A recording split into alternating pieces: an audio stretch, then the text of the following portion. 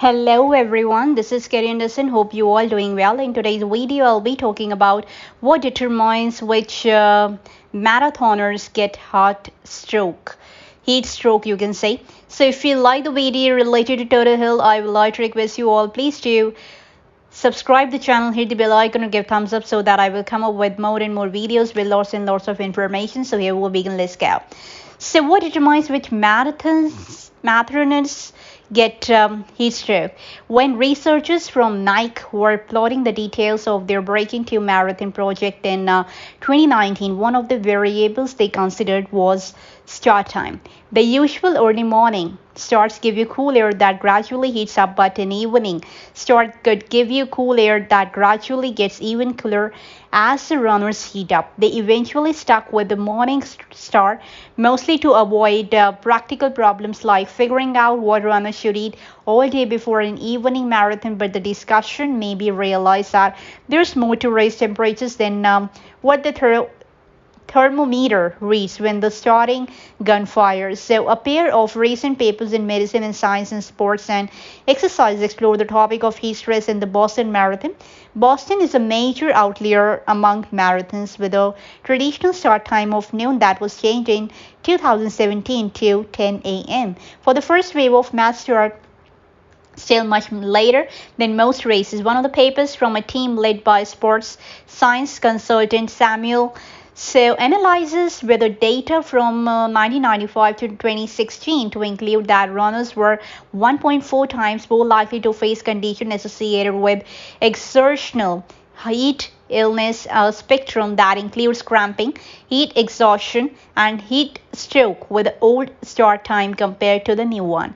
That seems entirely logical, but the other paper from a team led by sport medicine physician Rebecca Breslow digs into the actual heat stroke data from Boston Marathon medical record and ends up with a more complicated picture, both in terms of who get heat stroke and what factors contribute to it. Breslow and her colleagues looked at records between 2015 and 2019. Full records from earlier years apparently are not available and identified a total 51 cases of heat stroke out of 11,001 runners who were treated in medical tents along the course or at the finish line. So the runners most likely to end up with heat stroke tended to be younger and faster than the rest of the field.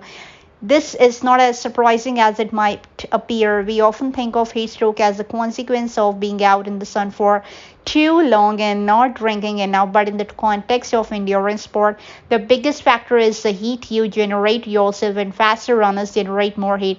In fact, some researchers argue that there's a greater risk of heat stroke in shorter races like 10K than in marathons because the faster running speeds allow you to generate more heat. So the role of dehydration in heat stroke remains very controversial and has been since South African scientist Tim Noakes began questioning the links between the two in the 1990s. The most recent American College of Sport Medicine guidelines from 2007 list dehydration as a risk factor for heat stroke, but also note that hyperthermia may occur in the absence of significant dehydration when a fast pace or high intensity exercise generate more metabolic heat than the body can remove.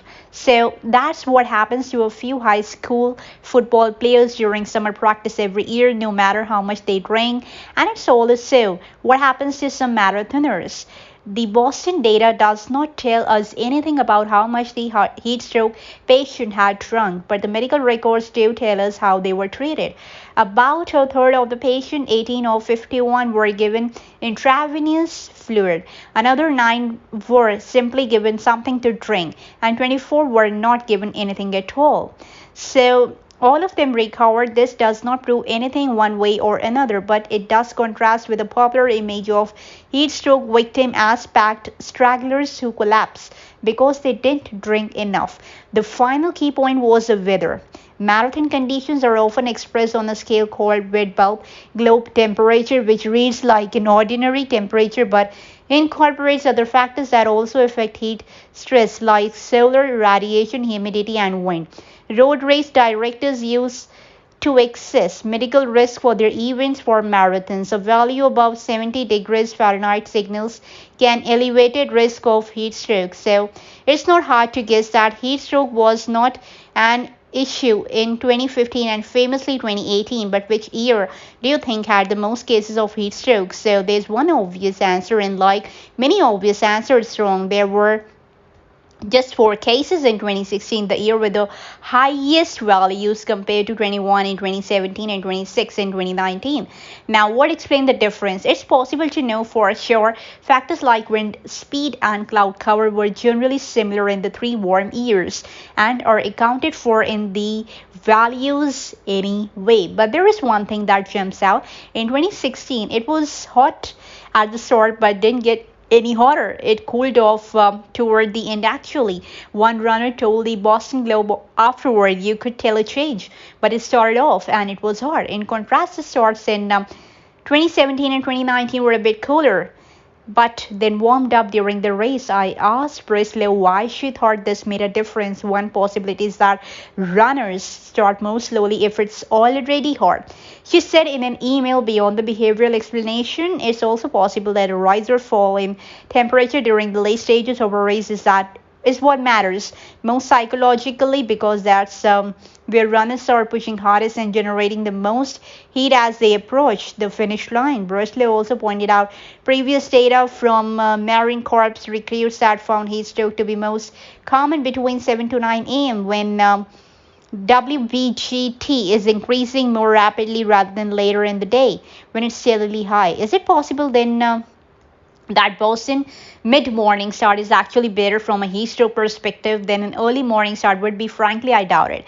Given the choice between a rising or falling temperature and otherwise comparable condition, it seems like falling temperature might have some underappreciated benefit. But if it's cool enough, as in 2015 and 2018, then heat stroke is a non-issue. If you are playing the odds year after year as a race director, then your best bet for school condition is probably an early start, as Cheuvront study suggested. Still, when you are checking that pre-race hourly forecast, it might be worth keeping trajectory in mind. If the mercury is rising, be a bit more cautious than the conditions seem to call for. If it's dropping, go nuts. So that's all about the fitness in this video. I hope you all liked it. So I'll definitely come with the next video with my another content. Till then, take care of your family and your health. God bless you. Bye bye.